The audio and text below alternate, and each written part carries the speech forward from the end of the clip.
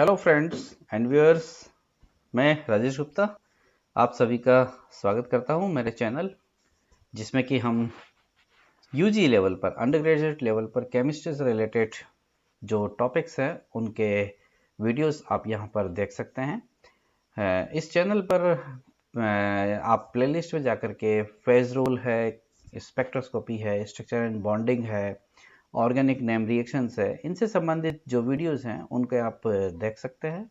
और देखने के बाद निश्चित रूप से यदि आपको वीडियो अच्छे लगते हैं तो आप प्लीज़ उन्हें like, share and also subscribe the channel. तो हम आगे बढ़े हैं उससे पहले मैं आपको बता दूं कि क्वांटम मैकेनिक्स का जो इससे पहले वाला वीडियो हमने YouTube पर अपलोड किया था, वहाँ पर हमने बात करी थी कि क्लासिकल और क्वांटम मैकेनिक्स क्या होती है और क्लासिकल वेव इक्वेशन का जो डेरिवेशन है वो किस आधार पर किया जा सकता है। आज हम यहाँ पर बात करेंगे कि क्लासिकल मैकेनिक्स के बाद क्वांटम मैकेनिक्स में श्रोडिंगर वेव इक्वेशन को हम क्लासिकली कैसे डिटरमाइन या कैसे उसका जो डेरिवेशन है वो कर सकते हैं। तो Schrodinger wave equation derivation based on the classical mechanics, यानी कि क्लासिकल मैकेनिक्स के आधार पर श्रोडिंगर वेव इक्वेशन का जो डेरिवेशन है वो हम यहाँ पर देखेंगे। हम जानते हैं कि फॉर ए पार्टिकल और an electron the total energy is made up of the kinetic energy plus potential energy, यानी कि कोई भी पार्टिकल है या कोई भी इलेक्ट्रॉन है तो उसकी जो टोटल एनर्जी है वो क्या है, kinetic energy plus potential energy से मिलकर के बनी हुई है। So kinetic energy is given by 1/2 mv square and the potential energy is given by the minus k ZE square upon r। Simply minus sign minus k ZE square upon r. This becomes equation number 1. Now the kinetic energy 1/2 mv square को यदि हम इस प्रकार से convert कर लें कि ऊपर m और नीचे m का डिवीजन कर दिया तो ये ऊपर आपके पास में बन जाएगा mv to the power 2 divided by m। अब हमें पता है कि p that is momentum is given by mv और lambda is also given by h by p। तो लैम्बडा बराबर h बाय mv या mv बराबर h बाय लैम्बडा। तो हम यहाँ पर इस mv की जगह पर क्या पुट कर देंगे, h बाय लैम्बडा को रख देंगे। तो 1/2 mv स्क्वायर बराबर 1/2 तो है ही, और इस mv होल स्क्वायर के स्थान पर क्या आ गया, h बाय लैम्बडा का होल स्क्वायर आ गया बाय 2m आ गया यहाँ पर। तो 1/2 mv स्क्वायर बराबर h square upon 2 lambda square m। तो इस वैल्यू को आप क्या करो, इक्वेशन नंबर 1 जो है हमारी यहाँ पर, यहाँ काइनेटिक एनर्जी वाली जो इक्वेशन है यहाँ पर हम इसे क्या करेंगे, रख देंगे। ये रख दी हमें यहाँ पर h square upon 2 lambda square m minus k ZE square upon r, या पॉजिटिव टर्म को हटा लिया या नेगेटिव टर्म को हटा लिया तो h square upon 2 lambda square m बराबर E plus k ZE square upon r, या 1 बाय लैम्बडा स्क्वायर को सेपरेट कर लिया तो आप h स्क्वायर को नीचे ले जाएंगे और 2m को ऊपर ले जाएंगे तो 2m अपॉन h स्क्वायर, और ये कंप्लीट एनर्जी टर्म ब्रैकेट में E plus k ZE square upon r में कन्वर्ट हो गई। Now put this value in the classical wave equation. तो हमारी क्लासिकल वेव इक्वेशन क्या थी, ये थी d2 psi by dx square plus 4 pi square by lambda square psi बराबर 0। तो ये जो 1 बाय लैम्बडा स्क्वायर है उसकी जगह पर आपको ये जो इक्वेशन है क्या है, ये रख देनी है। तो हम यहाँ इसे रख देंगे तो हम देख सकते हैं कि d2 psi by D square plus 4 pi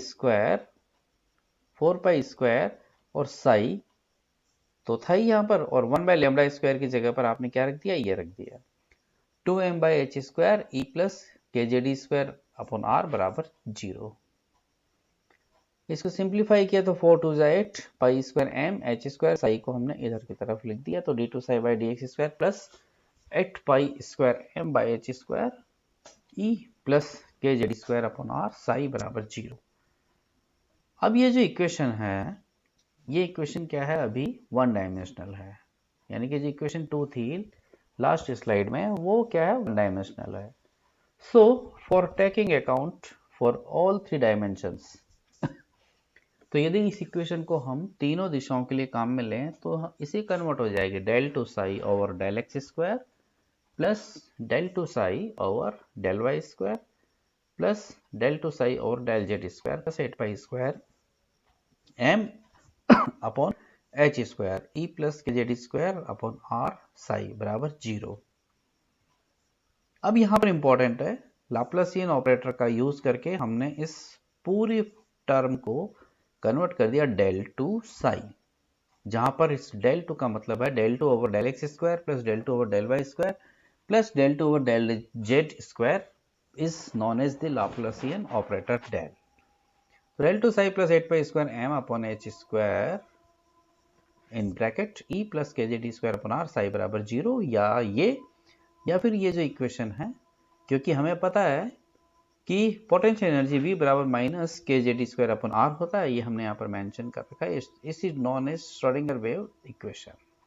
this equation is known as Schrodinger wave equation, जो कि हमने क्लासिकल वेव इक्वेशन पर क्या है, इसे डिराइव किया है। यहाँ पर डेल टू साई बराबर del two over del x square plus del two over del Y square plus del two over del Z square is Laplacian operator और V बराबर minus k Z square upon r is the potential energy. अब important क्या है कि since Schrodinger wave equation is an second order differential equation, यानी कि द्वितीय कोटि की डिफरेंशियल अवकलित समीकरण है, so it is many solution, तो इसके कई हल हो सकते हैं, परंतु केवल वे ही हल महत्व के हैं जिनकी की निश्चित ऊर्जा होती है। कोई भी इक्वेशन जो कि डिफरेंशियल फॉर्म में है लेकिन वो सेकंड ऑर्डर की है, तो उसके क्या है, कई सॉल्यूशन हो सकते हैं, परंतु ऐसे ही सॉल्यूशन क्या है, महत्व के होते हैं जिनमें कि निश्चित ऊर्जा वाले हल प्राप्त होते हैं। तो these energy values are called as the eigen values, जो कि रिजल्ट के रूप में वो एनर्जी प्राप्त हुई, and the corresponding wave function, और उनके संगत जो तरंग फलन था वो तरंग फलन क्या कहलाता है, आइगन फंक्शन कहलाता है। Now the significance of Sai and Sai square, तो ये जो साई यहाँ पर काम में लिया है, जिसको कि हमने वेव फंक्शन का नाम दिया तरंग फलन, और उसका जो स्क्वायर है यानी कि तरंग फलन का स्क्वायर, उसका क्या मतलब है। तो wave function that is Sai in quantum mechanics is a variable quantity, क्या है, एक परिवर्तनशील क्वांटिटी, राशि है, चर राशि है, that mathematically describes the wave characteristics of A particle, यानी कि किसी भी पार्टिकल के तरंगीय गुणों की व्याख्या करने वाला एक मैथमेटिकल स्टेप है, जिसको कि हमने क्वांटम मैकेनिक्स में साई का नाम दिया है। The value of the wave function of A particle at a given point of space and time, यानी कि किसी पार्टिकल के वेव फंक्शन की जो वैल्यू है स्पेस और किसी टाइम में किसी पर्टिकुलर पॉइंट पर is related to the likelihood of the particles being there at the time, उसी से डायरेक्ट रिलेटेड होती है कि जैसे कि वो जो पार्टिकल है वो वास्तव में क्या है, वहां पर उपस्थित है। By analogy with waves such as those of sound, जैसे कि हमारी ध्वनि की तरंगें होती हैं, तो यहाँ की जो तरंग फलन है उसको भी यहाँ पर हमने डेजिग्नेटेड किया है by the Greek letter psi. क्या कहते हैं इसे हम, Sai. may be thought of as an expression for the amplitude of the particle wave, जैसे कि हमारे डी ब्रोगली तरंग समीकरण में किसी भी जो कण है उसकी तरंगीय प्रवृत्ति मानते हैं, तो वहां पर हम एम्पलीट्यूड को एक्सप्रेस करने के लिए तरंग फलन काम में लेते हैं। उसी प्रकार से हमने यहाँ पर भी हमारी क्वांटम मैकेनिक्स में किसी भी प्रॉपर्टीज को एक्सप्लेन करने के लिए हमने यहाँ पर क्या है, इस तरंग फलन को काम में लिया है। Although For such wave amplitude has no physical significance, हालांकि यहाँ पर उसका इतना महत्व क्या है, नहीं है। Now the most important one is the square of the wave function, ये जो wave function है उसका स्क्वायर है, that is psi square, however does have physical significance, इसका भौतिक महत्व है कि because the probability of finding the particle, यानी कि किसी भी कण के पाए जाने की जो प्रायिकता है, described by specific wave function, जिसे कि किसी एक स्पेसिफिक वेव फंक्शन से डिस्क्राइब किया एट ए गिवन पॉइंट, किसी निश्चित स्थान पर, एंड टाइम और समय पर, is proportional to the value of psi square. यानी कि जितना अधिक साई स्क्वायर का वैल्यू होगा, उसकी जो probability of finding the particle है at the particular given point and the time is maximum, and that's why psi square is probability density of an electron cloud where its finding is maximum. यानी कि जो psi square है वो probability density है electron cloud का, जहां पर कि उसके पाए जाने की या उसके होने की जो अधिकतम प्रायिकता है वो क्या अधिकतम है। This space is called as an orbital. इस स्पेस को हम क्या कहते हैं, कक्षक के नाम से जानते हैं। तो जो तरंग फलन है हमारा, यानी कि साई और साई स्क्वायर का सिग्निफिकेंस है वो ये है। ध्यान रखिएगा कि एग्जाम में जनरली साई और साई स्क्वायर के भौतिक महत्व के ऊपर, फिजिकल सिग्निफिकेंस के ऊपर शॉर्ट नोट्स हर दूसरे तीसरे साल के अंदर एग्जाम में पूछा जाता है। तो एक महत्वपूर्ण पॉइंट है, ये महत्वपूर्ण टॉपिक है, इसे पढ़ना बहुत आवश्यक है। Next, the properties of wave function. ये किसी भी तरंग फलन के जो मोस्ट इंपॉर्टेंट गुण हैं उससे संबंधित स्लाइड है। 3 ऐसी प्रॉपर्टीज हैं, that the Sai must be single valued, Sai must be continuous and Sai must be finite. ये 3 ऐसी प्रॉपर्टीज है। वो तीनों प्रॉपर्टीज को कैसे कैसे समझना है वो यहाँ पर हम देखते हैं। The wave function should have क्या, the wave function should have some properties that follows mathematical conditions to solve Schrödinger equation to give correct result। यानी कि तरंग फलनों में कुछ ऐसे क्या होने चाहिए, गणितीय शर्तें होनी चाहिए या उन शर्तों का पालन करना चाहिए कि जिससे कि श्रोडिंगर समीकरण का जब हम हल करें तो क्या वो करेक्ट रिजल्ट देवे, यानी कि सही सही उनका मान देवे। तो सबसे पहली प्रॉपर्टी क्या है, Sai must always be finite eight any point. यानी कि साई की कोई न कोई एक पॉइंट पर निश्चित वैल्यू होनी चाहिए। The value for psi can be infinite, यानी कि साई की वैल्यू इनफाइनाइट नहीं हो सकती at any point, because if it is so, यानी कि यदि ऐसा है, there is certainty of finding the particle at that point, तो इससे उसके पाए जाने की प्रायिकता हाइजेनबर्ग के अनसर्टेनिटी प्रिंसिपल के अगेंस्ट में हो जाएगी। इसीलिए साई क्या होना चाहिए, मस्ट बी फाइनाइट। कैसे समझ सकते हैं, इस ग्राफ से।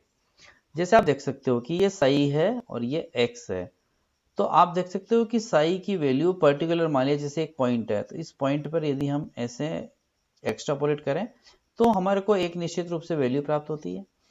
इसी प्रकार से यदि इस एक्स पर यदि हम देखें तो आपको यहाँ पर भी साई की एक निश्चित रूप से वैल्यू प्राप्त होती है। इसी प्रकार से आप यदि यहाँ देखें कि यदि यहाँ पर ये एक्स है, ये एक्स है, तो आपको यहाँ पर भी साई की वैल्यू मिल रही है, यहाँ पर भी साई की वैल्यू मिल रही है। लेकिन यहाँ पर आप देख सकते हो कि साई की वैल्यू इनडिफिनिट जा रही है, निश्चित नहीं है, तो ये इनफाइनाइट वैल्यू है। इसीलिए साई क्या होना चाहिए, must be finite eight any point. तो फर्स्ट प्रॉपर्टी है। सेकंड प्रॉपर्टी क्या है कि the Sai must be continuous, यानी कि साई के मान में क्या निरंतरता होनी चाहिए, कहीं भी बीच में ब्रेकअप नहीं होना चाहिए। जैसे साई इज कंटिन्यूअस, ये कंटिन्यूटी है, लेकिन यहाँ पर डिसकंटिन्यूटी है, ये डिसकंटिन्यूटी ब्रेक हो गया साई की वैल्यूज में। तो साई मस्ट भी क्या होना चाहिए, continuous. And the third one is Sai must be single valued, यानी कि साई का मान किसी एक पॉइंट पर स्पेस में एक ही होना चाहिए, सिंगल वैल्यू। कैसे, ये ऐसे समझ सकते हो आप यहाँ पर कि जैसे इस पॉइंट पर यदि साई का वैल्यू है तो हम यहाँ पर एक्सट्रापोलेट करेंगे तो ये एक ही मान प्राप्त होता है। यदि आप इस पॉइंट पर लेंगे तो यहाँ से आपने एक्सट्रापोलेट किया तो आपको यहाँ पर एक ही मान प्राप्त हुआ। लेकिन यदि इस पॉइंट पर आपको साई का मान देखना है तो एक मान तो ये मिला, एक मान ये मिला और एक मान क्या ये मिला, यानी कि इस पर्टिकुलर इस पॉइंट पर ही आपको साई के 1, 2 और क्या 3 मान प्राप्त हुए। तो इस आधार पर ये क्या है, गलत है, जबकि साई का क्या होना चाहिए, एक ही मान होना चाहिए। तो इंपॉर्टेंट क्या है, Sai must be finite, Sai must be finite, Sai must be continuous and the Sai must be single valued. ये तीनों जो प्रॉपर्टीज है वो साई के संबंध में है। तो इस प्रकार से इस वीडियो लेक्चर के अंदर हमने श्रोडिंगर वेव इक्वेशन, जो कि क्लासिकल वेव मैकेनिक्स पर बेस्ड है, उसका हमने डेरिवेशन किया, और जो तरंग फलन होता है वो तरंग फलन क्या होता है उसके बारे में हमने व्याख्या करी है। यहाँ पर हमने एंड स्क्रीन के अंदर इस क्वांटम मैकेनिक्स से रिलेटेड जो वीडियो लेक्चर हैं उनका लिंक शेयर किया हुआ है, तो आप वहाँ जाकर के उन वीडियोस को देख सकते हैं। और इस वीडियो की शुरुआत में जो इन्फॉर्मेशन टैब था वहाँ पर हमने इससे पहले वाला जो वीडियो लेक्चर है उसका लिंक शेयर किए हुए हैं, तो आप वहाँ से भी उन्हें देख सकते हैं। अभी तक चैनल सब्सक्राइब यदि नहीं किया तो please subscribe the channel and like share this video. So thank you.